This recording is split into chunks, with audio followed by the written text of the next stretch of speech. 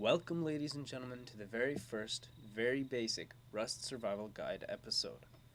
For this episode, I will guide you through the basics of surviving, from harvesting the required materials, to hunting animals, to your very first building.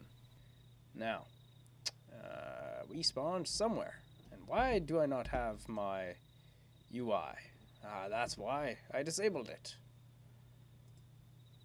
And now that our UI is back and we had a nice little blackout screen, let's move on. So upon spawning, you will notice that we have a number 1, a rock, a number 2, med bandages? Bandages, we'll say bandages, because they don't actually give you health, they only bandage wounds. And number 3, we have fire sticks. Fire sticks aren't to be used as weapons, they're to be used at night. And as you can see, there's a zombie over there, and we will most definitely avoid him at all costs, because we will get our stuff wrecked. And we will avoid all radiation zones within the survival guide, because we are just trying to get the basics of survival down. So, let us go on. We must use this rock to harvest stuff. Not just any kind of stuff. Wood and stones. That is our main things right now. So, we will be running and looking for a stone and wood pile. Why the wood piles, you might ask? Well, wood piles are much more efficient and use a lot less energy to harvest compared to trees. In emergencies, trees might be okay if you want to build a quick fire, but in the long run, they are not a sound plan just due to the fact they use more energy. Stones, you cannot just go up to a rock like that and harvest it, sadly. You must find specifically spawned stones. Is that an airplane? Sounds like an airplane. I think I'm just hearing things. So, and there's our first loot right there. Yes, 2 actually. Or is that an animal? That is a wolf guarding that stone. I think we'll risk it. Got the stone. You just have to hit it with your rock.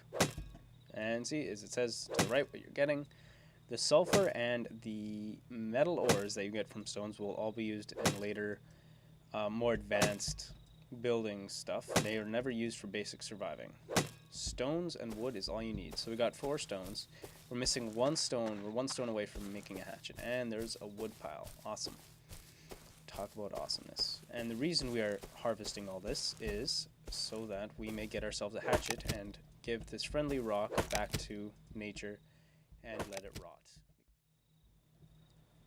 So once you have gathered your materials and everything needed, you will just hit tab to open up your menu. It will automatically come with crafting on the side, and you just have to make sure you got 5 stones, I think it was, and 10 wood. Not entirely sure, but you just scroll down. Actually, you don't have to scroll down at all. It's right there, stone hatchet, and see, so 5 stones, 10 wood, and you just hit craft, and it takes 20 seconds.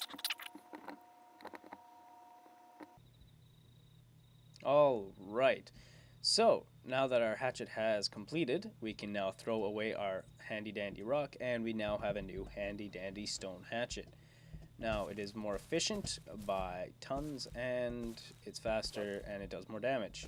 Now, I would like to go after that boar, but there is a wolf right there. So, now you have to make the decision. Alright. So, I've just spotted my first kill. It's out in the open, not any hostile creatures that I can see around. We do have some zombies around, but I do think we'll be fine. So, to kill a boar with a hatchet is very crude. You just run at it, and you hit it. Over and over and over again, until it decides to fall over. So, as you can see, when it comes to boars, it's not much skill involved. And you just keep beating with your hatchet. And as you can see on the side, we're getting animal fat, cloth, and food. Now, by the end of it, we've gained 5 cloth, 9 raw chicken breast, and 10 fat. Now, what we're going to do now is, considering we're out in the open, so that's a pretty good place to set up a fire, so let us build ourselves a campfire. So, place down the campfire. It automatically starts with 5 wood in the pit, because of the 5 wood it used. And now you will want to split up your food into 3 manageable chunks. Put them in there. We'll just shove that in there. We'll split this up one more time. And there we got 3, 3, and 3. And now we can just start a fire. Actually, there's a more efficient way of doing it, I think. But That will be good enough. So as that burns, we'll go and harvest ourselves a rock and some more wood. So, with all the food being cooked and the extra supplies that we gathered, we are now going to just combine this food, put it into our inventory, turn off the fire. You can just turn off the fire by taking out the wood, because you know it will be useful later on, and the charcoal used for later desires. You will use it to make gunpowder, etc. So we'll eat the food just by putting in the hotbar and clicking the number, or right click and hit eat on the bottom. So with all that, I think we actually have enough now for a bow. The 5 cloth I think is all we need. So let us craft ourselves a new weapon. That'll be under weapons, won't it? There it is. Hunting bow, yes, 5. So we craft 1 hunting bow. Alright, so with the wood shack built, again, this is take 2, because last time I built it, it was stuck inside some rocks. You want to build it somewhere that is somewhat concealed, hopefully not on top of this mountain like I'm planning. But you know what, for the sake of this, let us build it out here, and somewhere's flat. But actually, you know what, right here might be good. Yeah, so you just want to, when you place it, you'll just place it down wherever. And when you place it, there you go, you got a nice wood shack now, which is destructible, not by pickaxes or anything, or hatchets. You actually need C4 to break it down. So now we will make ourselves a wooden door so that we may defend our little abode temporarily. Alright, so with the door built, now we just have to pop it on there. And you just gotta wiggle your mouse a bit until you find it, and now you have a perfectly good door. Only thing is, this door can be broken down by a hatchet. It would take a very long time with just a hatchet, but if there's a group of them, they'll get through, kill you, or kill your body if you are not around at the time, and they will steal all your stuff.